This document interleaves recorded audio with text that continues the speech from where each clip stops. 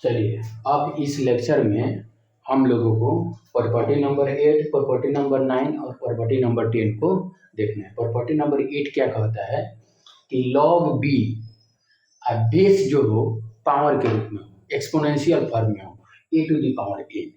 Exponential form में हो कब? बेस एक्सपोनेंशियल फॉर्म में हो तो n जो है इवन भी हो सकता है और n ऑड भी हो सकता है।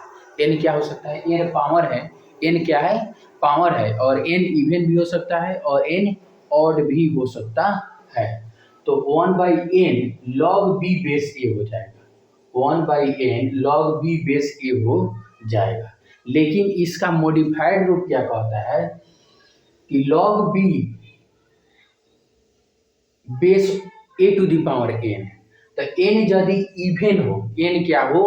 इवन हो, तो 1/n log b base mod a आता है। अब वहीं अगर log b a to the power n हो, log b base a to the power n हो, n यदि ऑड नंबर हो, n क्या हो? ऑड नंबर हो, तो 1/n log b base a आता है।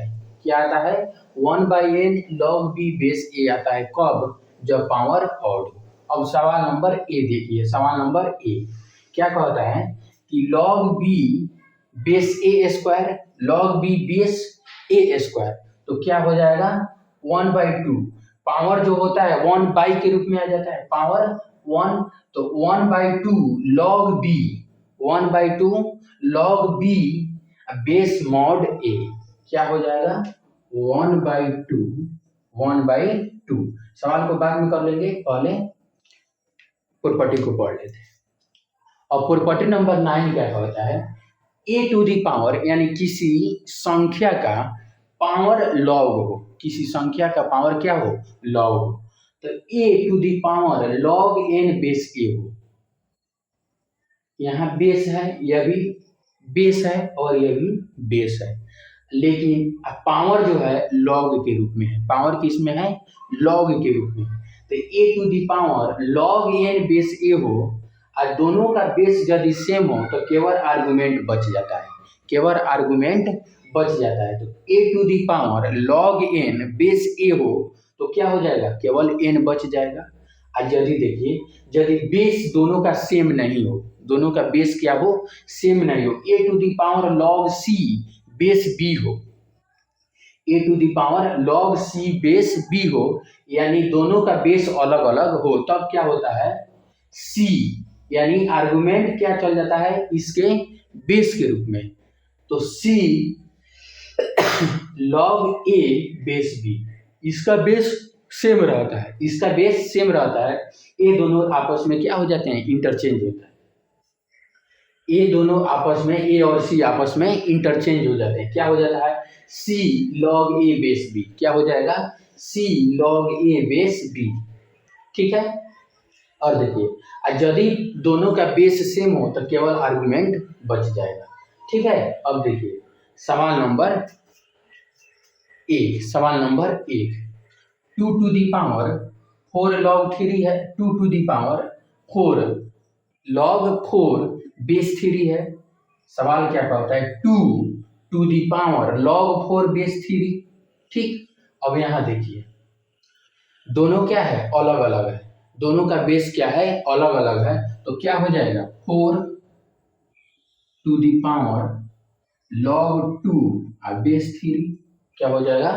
4 टू दी पावर, यानी a और c आपस में चेंज हो जाएगा, a और c आपस में चेंज हो जाएगा कब? जब दोनों का बेस एक समान नहीं हो तब। तो क्या हो जाएगा? 4 to the power, 4 to the power log 2 base 3, log 2 base 3। अब देखिए यहाँ क्या हो जाएगा? यहाँ भी बेस दोनों का क्या है? सेम नहीं है, यहाँ भी बेस दोनों का सेम नहीं है, तो क्या होगा? 7 to the power log 3 base 10।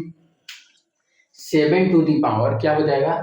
7 to the power log 3 base 10, log 3 या बेस 10, यानी यह 3 और 7 आपस में क्या हो जाएगा? इंटरचेंज हो जाएगा। 3 और 7 आपस में इंटरचेंज हो जाएगा। यहाँ 2 और 4 आपस में क्या हो गया? इंटरचेंज हो गया। अब जैसे सवाल नंबर 3 रहता, क्या होता है? ई और ई चेंज हो, जैसे 4 to the power log 7 base 4 हो गया।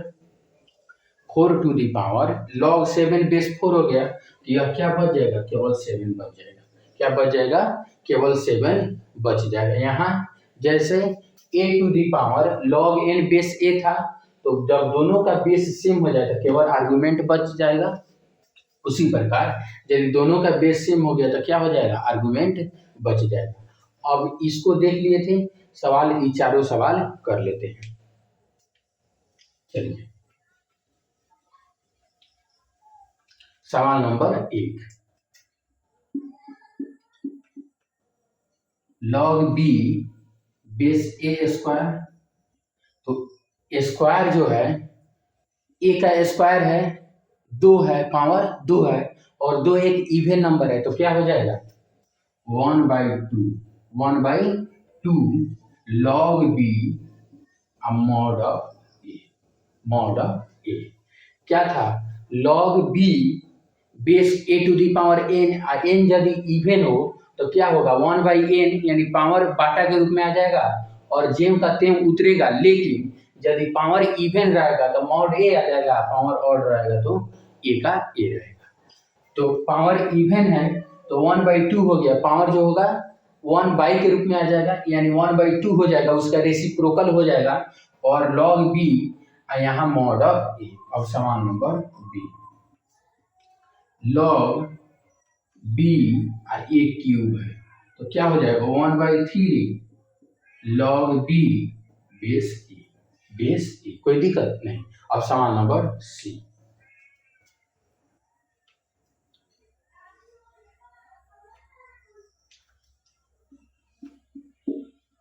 log 8 अब बेस क्या है 0.125। देखिए 0.125 को 125/1000 लिखा जा सकता है, और 5 से कटाएंगे तो 25 टाइम्स, अब बाटा कितना हो जाएगा 40, कितना हो जाएगा 40 नहीं होगा, यहाँ देखिए 5 25 25 125 और 225 कितना हो जाएगा 1000। अब देखिए 5 और ये कितना हो जाएगा 40, 1/8 कितना आया 1/8, कितना आया 1/8, यानी 0.125 को 1/8 लिखा जा सकता है। अब देखिए ये कितना हो गया log 8 और ये हो गया 1/8, कोई दिक्कत नहीं।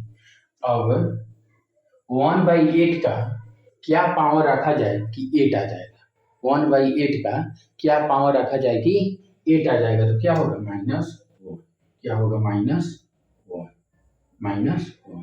1/8 का क्या पावर रखा जाए कि 8 आ जाएगा, तो क्या आंसर होगा -1। ठीक है। अब देखिए सवाल नंबर 4, सवाल नंबर 4,